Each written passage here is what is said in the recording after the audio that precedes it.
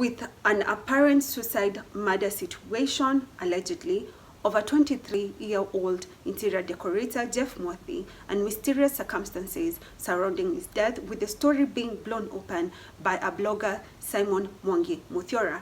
It took Cabinet Secretary of the country, Kithure Kindiki, to ask DCI to step in and investigate this story. What is it around this death-suicide situation, allegedly, that happened? What really took place? I will take you through the story. There's a mysterious Facebook post by the DJ Fatxo that Kenyans are talking about before this death occurred, where he posted that wages of sins is death. Now, all these are just presumptions and nothing is set in stone and everything is under investigation, but I will take you through the story according to sources that I have gathered from the internet, the vlogs and the blogs.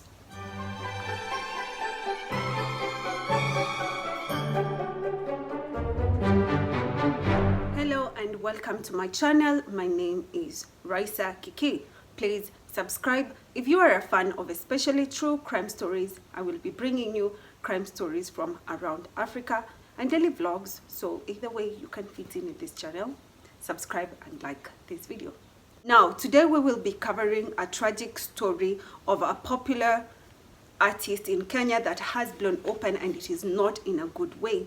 This story surrounds suicide and murder, and I will give you a disclaimer right now. If these are triggers to you, maybe this is not your type of content. Now, this story begins on 22nd of March 2023, but it blew on later, right after the burial of the victim, in this case a young interior decorator, Jeff Mwathi, who passed on that fateful day. Now, the story has a lot of gaps in it, but I will try to cover the story step by step according to the videos and the information that I've gathered from vlogs and news all around. So sit back, relax, and let us begin. Now, this story begins on 22nd March 2023. On this day, Jeff Mwathi met DJ Fatxo. Now, DJ Fatxo, real names are Lawrence Njogona. DJ Fatxo is the stage name. His first hit came out, it was called Ndemanga, which means I am drunk, and this really hit. I remember watching such an interview. I'm not sure if it was on Nicholas Kioko or Commentator 254, but I remember that was my first interaction with him. But now even the people who don't understand the vernacular or don't know Mugithi are really actually now getting to know him, but not in a good way because of this crime that happened. Now, on this day, Jeff asked the mother that he needed 200 shillings so that he was going to meet this artist. Now, the mom sent the money. She is in Qatar. He was also looking forward to joining her in Qatar. A few weeks after that, he had plans of going there, and I'm not really sure what it was about, if it is a scholarship or something, but the plan was to go there. Now, on this day, he asked for the 200 shillings because he had a meeting with DJ Fatxo. Now, the girlfriend later on in another interview that I will tag the channel here, it is a Kikuyu channel, an ethnic language channel, if you're watching me from another place.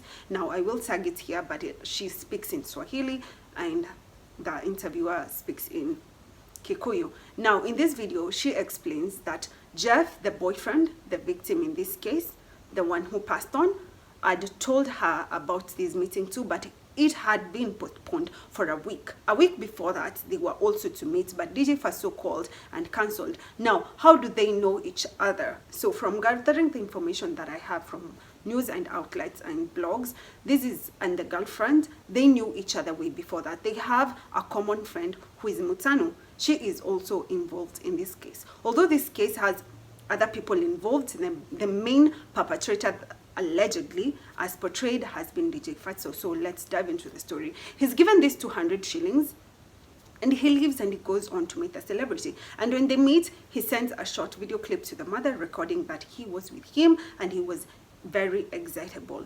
Now, they finish business and they start going around drinking. I'm just thinking everything weird starts like that.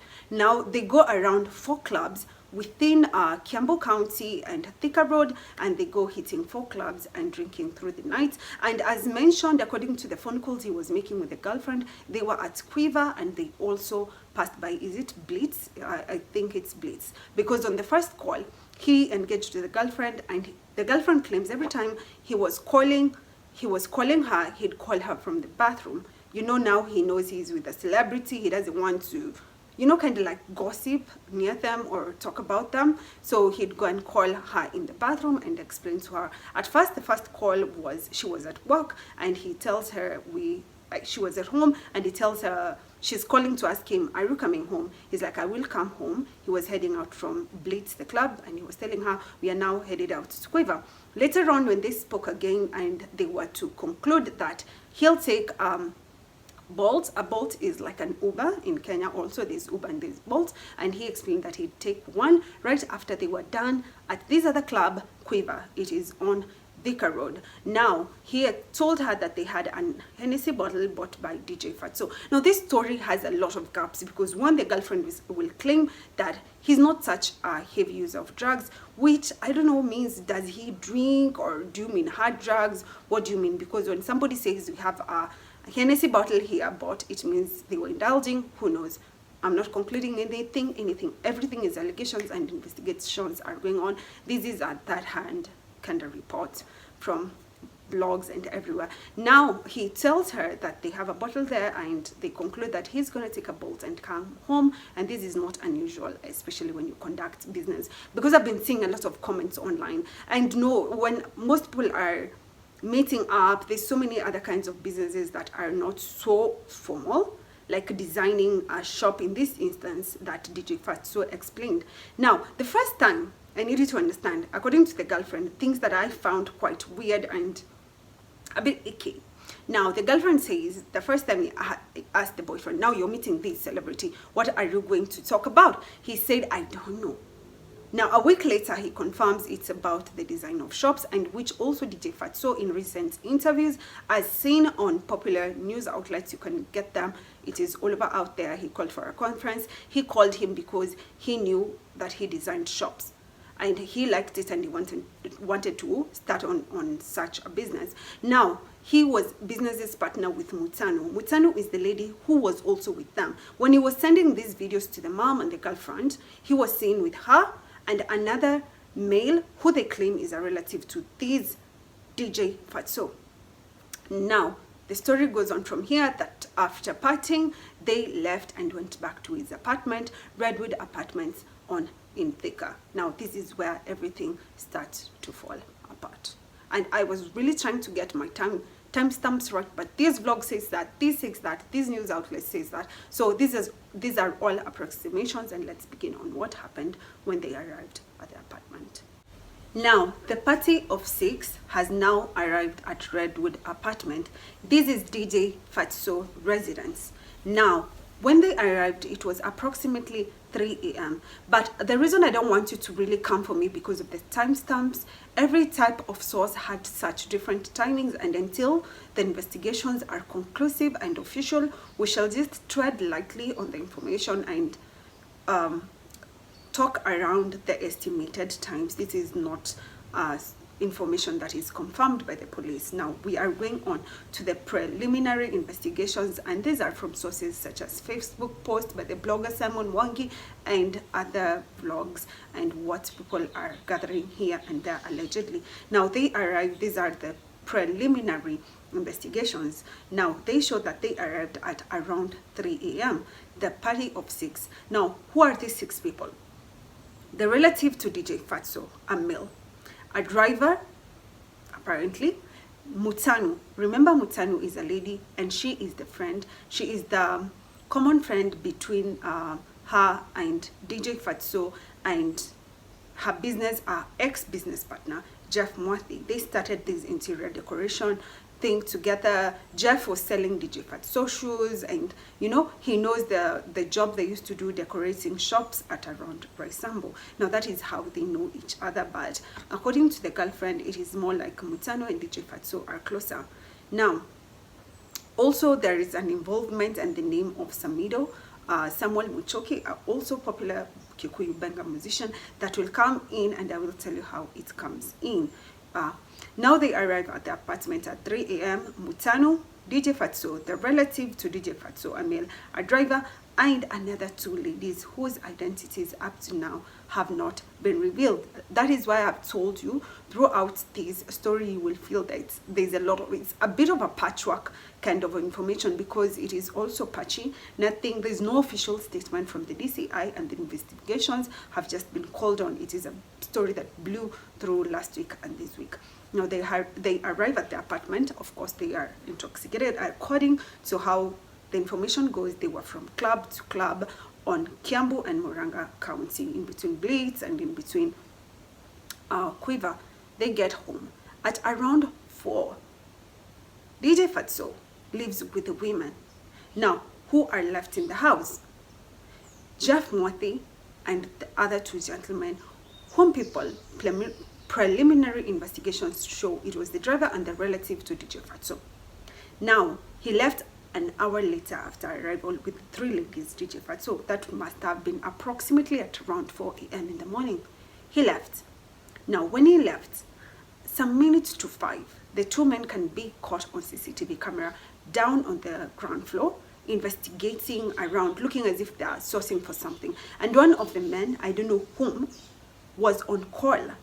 Now, that is all that the CCTV footage for these residents shows. I want you to understand this is sort of an high-end apartment. According to the economy, DJ Fatxo can be considered a bit well off.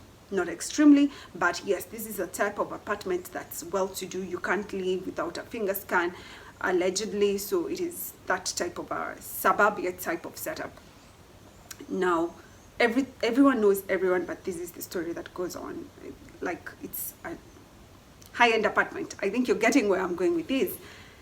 Lifts, everything like that. So they seem to be scouting for some sort of thing. And at around approximately, this is according to the girlfriend now, I'm trying to join statements here. She says that the CCTV shows that at around 5:45-ish, that is when the body of Jeff is seen flying to the floor. It is just caught in mid-air, flying down to the floor. And he was found with a fractured skull and fractures to his arms and legs. Now, there are so many things to note that are so queer about this case, because one, his body was found with his trousers half pulled down.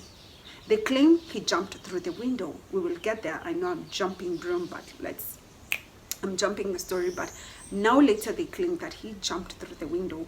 There's so many gaps in there. Now, DJ Fatxo returns in the morning. He says, according to reports, he left for studio at 7. Now, the 8 bits of information, we are going to try and join them, and then I'm going to give you the story according to the girlfriend, according to the YouTube video that I watched. Now, he arrives at 7 a.m. and he says he left Jeff asleep and goes to the studio and returns to the apartment at 11 a.m. Now, I can't tell you about the other 2 men and when they left, but the last time they were caught on camera, they were scouting down there. Maybe they were caught leaving, who knows? But now that is the weird things around this story, because one, they say he flew out the window. It was a suicide. Now, the things that are so clear is that there was an argument, because according to the girlfriend's report, Mutanu, the friend, called her, telling her about DJ Fatxo and asking her about Jeff. Do you know where Jeff is? Did he come home? Now, she called the girlfriend the following day at 2 p.m. She was at work. Now, I want you to get these bits of information, then you're gonna join them together. It's all over the place. They claim he jumped through the window, but according to residents later on, when they took photos of these windows, they have grilled, and there are grilled windows, and there is no way he could have possibly fit through. And 2, if they claim he jumped from the rooftop, management says that that place is closed. Do you get now why everything is just all over the place?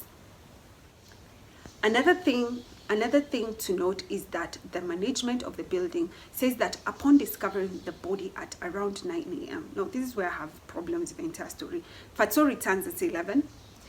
But then there's another report saying he viewed the body at around 9 and he's caught on CCTV camera looking at him and looking at the body and going back upstairs and looking not rather remorseful, but he came out with his lawyer and gave a press conference where he claimed that he felt remorse and he had tried to reach out to the mother of Jeff to explain that he can cover the cost of the burial. But that took me off a bit. But why are you just talking about cost of burial and not offering? I don't know. We don't really want to conclude anything until conclusions are out, but that is what actually happened. Because the information is all mumbo jumbo, I want us to get facts straight. The things that are being claimed are not facts, the information that is going around. That one, they claim at first, the other two men, that Jeff jumped through the window, that he was suicidal. But the window is grilled and it was also shut behind him. Anyone who's throwing himself off a window, of course, will have no time to close it behind themselves. The rooftop was closed off. Now, when the apartment management found out the scene of the body in the morning, they went knocking on all doors, especially on the side facing where the body dropped. Common sense, right? But they knocked every door apart from DJ Fatxo's house that they did not open. Like, they knocked every door, but DJ Fatxo's apartment, they did not respond or open. These are the things that's just seemingly making the story rather fishy. Now, I will dive into the account of Jeff's girlfriend, Faith, who gave a statement to a local vlog, Kikuyu TV, and this is the story that she had. At around 2 p.m. the following day, she receives a call from Mutanu, and Mutanu is asking her if she knows where Jeff is. Now, of course, she's like, you were with Jeff. You know where Jeff is. It's a bit confusing. She leaves work immediately and asks for a leave and for an off, and she takes off to investigate further. She left the boyfriend sleeping, and she knew the previous day that he was going to meet with DJ Fatxo. I will post the link where the girlfriend had an interview with the local blog news. It is called Kururia TV. That is where she was speaking in Kiswahili, thank God. So if you're a Kenyan, you'll hear that. But the interviewer was in Kikuyu. So anyway, I'll break down whatever she said and the information she gives. Now, before she leaves job, she had asked Mutanu, can't you people go ask the people there to go through the CCTV? You are asking me if I saw him. I didn't see him. You were with him lastly. So can you guys check the CCTV camera? Now, previously on this call before she leaves work at 2 p.m. when Mutanu called Faith Wairimu. Now, this is the fiance or to Jeff Mwathi, according to this interview by Kururia TV. She says that at first when she asked, is your boyfriend home? Before that kind of exchange, after that kind of exchange, she goes on and tells Faith Wairimu that DJ Fatxo had called her, asking her if really Jeff Mwathi, the victim in this case, was Samido's relative. This is where Samuel Muchoki, the local famous Kikuyu Benga musician, comes into this story. Now, she tells him that DJ Fatxo says there was an altercation and Jeff was drunk, and they really there was an argument and it revolved around him being a relative to this famous artist, Benga musician, Samido, whose real name is Samuel Muchoki. Now, we weren't sure before this whether he drinks, but according to this report by the girlfriend, Mutanu told her Jeff was drunk, which might be true or not true. So let's go on with the story. She leaves job, and the first thing she does when she gets an off, because now she's in shock, where could the boyfriend be? This is so unusual. You know, when things go wrong, you just feel them immediately. Now she calls the brother to Jeff and asks him to go and check the house, because the day before he left to go and meet Jeff, to meet DJ Fatxo, she had left him asleep and he had told her he's going. She knew he was certainly there. They had exchanged video and phone calls. Now she just wanted to know, maybe he came back home after I'd left for work, you know. Now the brother goes and checks in the house and tells her en route she's going home now that no, he's not here. Now Faith calls back Mutanu with this information. Now on calling back, of course, Faith is going to relay the information that she's not, the brother that she sent to look for Jeff has not found Jeff in the house. And of course now Faith is giving her feedback on her end. They had agreed, you people have not checked up the CCTV, what's going on? Now Mutanu, according to Faith, told her that Jeff gave her 2 different accounts of what went on, and this is what she found a bit off-putting. The first account is that Jeff had left wearing slippers only, and left his shoes and taken off. Now, on the second account, she sticks to the same story. Yes, that he wore the slippers, but now something changes. He left behind his coat and his shoes and took off. In the first account, she left out that he left his jacket too, which can be just a human mistake, or who knows. I told you investigations are underway. Now that they discussed with Mutanu with Faith, now she was getting worried. She asks her that, where is DJ Fatxo now, because you are all together. At 3:46 a.m., the boyfriend, Jeff Mwathi, had sent a video when they arrived near at the apartment at 3:46, telling her, a short video showing her around, telling her, we are here. Now, these videos have not been made public, and of course it's because of the investigations and everything that is going on, so that there is no misinformation out here. Now, she tells Faith that DJ Fatxo is at Kasarani police station reporting that Jeff is missing. Yeah, that is what she tells Faith, and that she is at her shop in Roysambu, back along Thika Road, waiting for DJ Fatxo, who would called her and told her to wait up, that they are going to meet right after he makes the report, so that they can have a discussion. What about? Nobody knows up to this point. No. Now, according to Faith, she was sent a video confirming that he arrived at the building. And then another thing that Mutanu mentions to her is that the kind of building where DJ Fatxo lives, Redwood Apartments, you can't just get in and get out without the resident escorting you. That you have to either use fingerprint or have the resident escort you out. So she was like, after DJ Fatxo is going to report, well, I think maybe they should look around. Maybe he left for his friend's place. Jeff left for his friend's place. But I'm thinking, what friends? You already said this building, you just can't live anyhow. And by this time, according to reports, the body had been found at around, is it 9 a.m. in the morning? So it's all just out there. We're gonna have to wait for the case to streamline, and I will narrate it to you. Now let's go on about what the girlfriend had to say about this case. On another call later on, before Faith had been completely done with calling Mutanu, she claims Mutanu claimed that. Remember the whole incident with the shoes and the jacket, leaving out that information? Now, the second thing that she found really strange is that when Mutanu was on call with her, she was trying to sell the narrative that the boyfriend had been suicidal. Now, this is why the girlfriend was refusing that he was suicidal. First, she claimed that in 2019, he was suicidal. Remember, they're friends. But the girlfriend says in 2019, he was back in high school and he was not even using drugs. In 2020, she changed her story again, Mutanu, and says, no, he was suicidal in 2020. But the girlfriend refuses and says he's not even a heavy drug user, and he was never in that state of mind where you could just tell that this person is suicidal. And another reason Kenyans are refusing this claim all over the internet is because he had something to look forward to. He had the business. He was so excited. When you ask somebody, lend me 200 shillings, of course he was in business, but you know, sometimes things get dry. You just need a little money, transport here. And of course, that's the matter. When she was sending this money, he really wants to go and meet this person. And in the videos, at least it is recorded, there is receipts. He was really excitable about the deal. Two, he had Qatar to look forward to. And of course, the girlfriend also spoke about this. He was looking forward to going to Qatar. Now, the story was blown open by Simon Mwangi Mutiora, who now he's saying he's receiving threats. Now, it happened after the burial of Jeff on 3rd of March 2023.